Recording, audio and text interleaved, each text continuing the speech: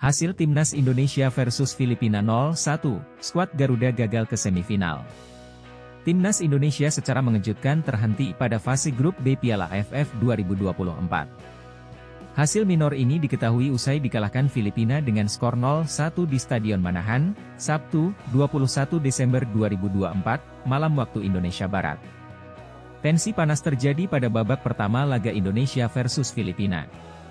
Tercatat, ada 16 pelanggaran tercipta dan wasit terpaksa mengeluarkan 4 kartu kuning, 1 Indonesia dan 3 Filipina, serta kartu merah, Muhammad Ferrari.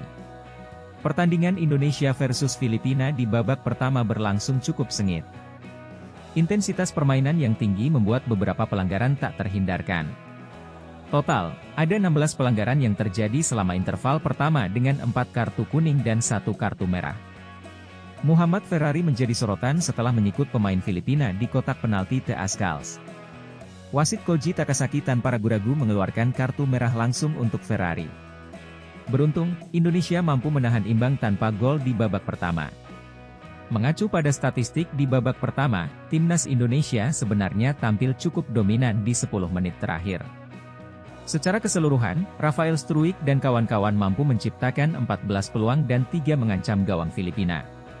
Sementara Filipina hanya mampu menciptakan 4 peluang dan 3 tendangan merepotkan Cahya Supriyadi.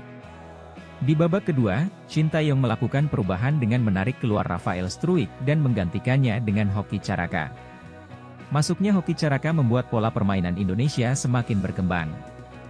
Bahkan pemain bernomor punggung 9 itu mampu melepaskan tendangan dari luar kotak penalti, namun tendangan kerasnya masih mampu diblok kiper Kamaraat. Kamaraat tampil cukup cemerlang di babak kedua ini. Dia berhasil mematahkan 2 peluang emas Indonesia. Keasikan menyerang, gawang Indonesia justru kebobolan melalui tendangan penalti Christensen setelah tendangan Tabinas mengenai tangan Doni Tri Pamungkas di kotak penalti. Skor 0-1 untuk Filipina. Pemain Indonesia mencoba untuk merespon gol tersebut. Namun hingga peluit panjang dibunyikan, skor 0-1 untuk kemenangan Filipina tak berubah. Kekalahan ini membuat Timnas Indonesia terhenti langkahnya di fase grup B. Sementara Filipina lolos ke semifinal Piala AFF 2024.